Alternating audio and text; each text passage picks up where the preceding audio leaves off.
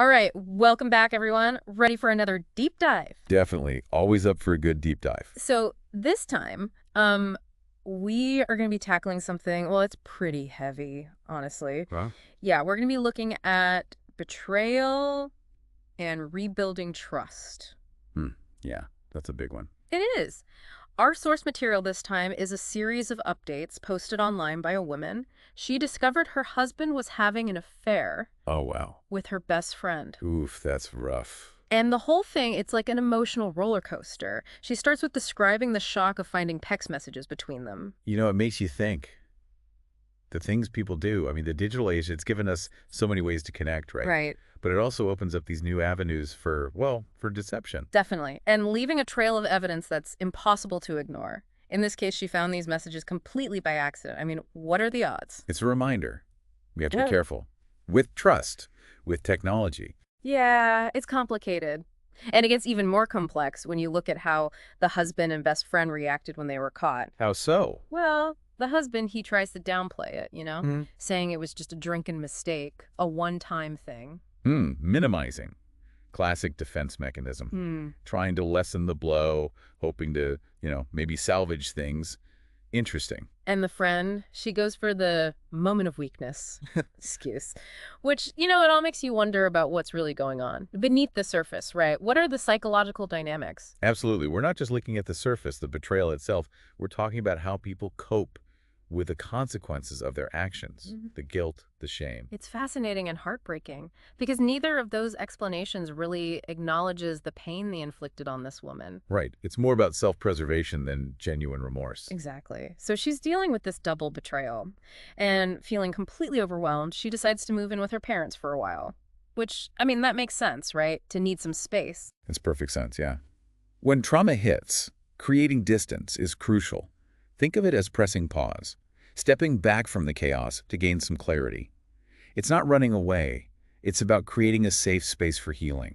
It's about regaining some control when it feels like your whole world has been turned upside down. And during this time, she mentions having a few conversations with her husband. He's begging for forgiveness, claiming it was a terrible mistake. The age-old question, is forgiveness even possible? Or necessary even after such a betrayal? Have you noticed any patterns in your work with people who are struggling with this? Forgiveness is a complex thing. It's a journey, really, and there's no right or wrong answer. It can be so challenging, especially when the pain is still raw. I can imagine. Often the first hurdle is moving past the anger. And here's the thing, forgiveness, it's not about saying what they did was okay.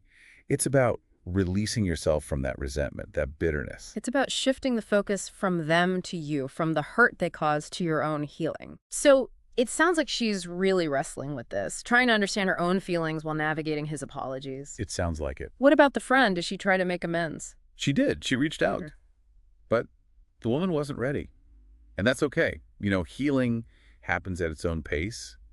And sometimes protecting yourself means setting those boundaries. You have to remember, betrayal, it shatters our most basic assumptions about the world, about people. It's like the rug has been pulled out. You're left questioning everything. It must be disorienting. And on top of that, this betrayal came from her best friend. This isn't just a romantic partner. It's someone who was supposed to be there for her always. What does that unique dynamic add to the mix? It adds a sting, that's for sure. It disrupts that sense of social support. These are the people we turn to for comfort, for validation. And when that trust is broken, it feels like a huge loss. It often makes people question their own judgment. How could they have been so wrong about someone they cared about so much? It's like a double whammy of emotional pain, grieving the friendship, the shared history, the future you thought you had. It's no wonder she needed time to process all of this. And that space, that time, it's where the real work can begin. It's where she can start to unpack those emotions, piece herself back together, and make choices about how she wants to move forward. Yeah. It's in that space, away from all of it, that the healing can really start. And speaking of healing, the next update, it's a big one. She decides to separate from her husband. Wow, that's a huge step. It seems like she's not just reacting to the betrayal anymore, she's taking control. What do you think that decision represents in her journey? I think it's a statement, Like she's recognizing her own self-worth. She deserves more than a relationship that's broken. It's not just leaving the marriage, it's choosing herself, her well-being. Putting herself first. It's about taking back her power. And it's not just the husband. She also cuts off all contact with the friend, blocks her on social media, everything. That's got to be hard. It is, but it shows how seriously she's taking her healing. Yeah. Sometimes, even if it hurts, walking away from those relationships, the ones that are causing pain, is self-care. It's protecting yourself so you can heal. And it's not about punishing them. It's about focusing on her own recovery. Exactly. And she's recognizing that, holding on to that friendship, it would just hold her back. He would. So she separated, no contact with the friend, and then she mentions starting therapy. Therapy. So often, it's such an important part of the process. Why is that? Well, it's a safe space to unpack all those emotions, work through them, and to learn, healthy ways to cope. It's like having a guide through the emotional wilderness, especially in these situations when the betrayal cuts so deep. I can see that. Someone to help you process the trauma, help you understand your reactions. Right, and to rebuild Yeah. your sense of self, help you move forward with confidence. It sounds like she's really taking charge. And in her next update, she talks about filing for divorce and focusing on co-parenting with her ex-husband. It's interesting how she talks about him. She says she doesn't hate him, Oh, but she also acknowledges that what he did damaged their relationship. It seems like a really balanced perspective. yeah, it speaks to her maturity, being For able to every- hold both the pain and the complexity.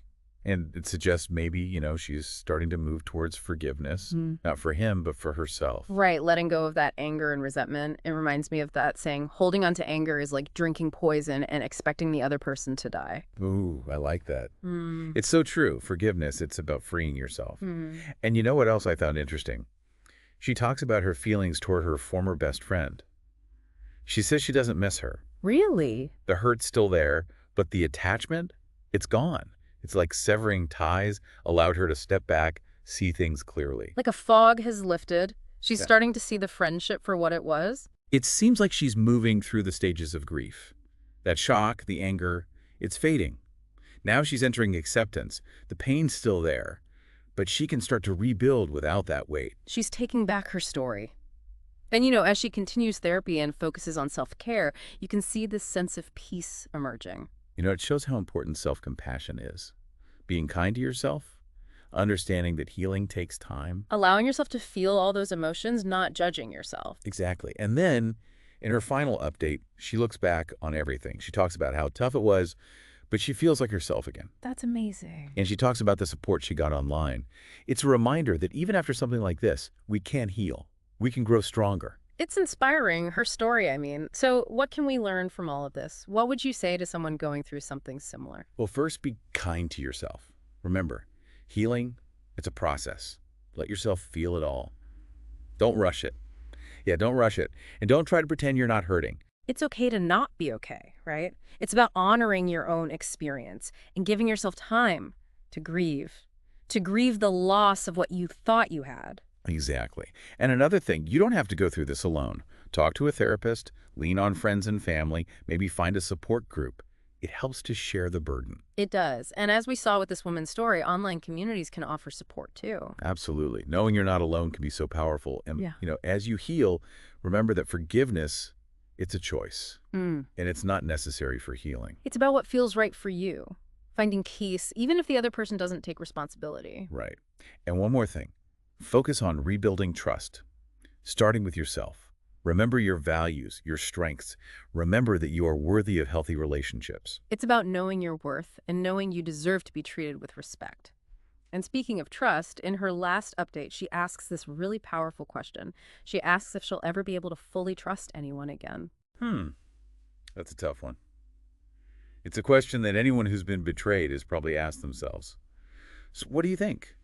Can we truly trust again after something like that?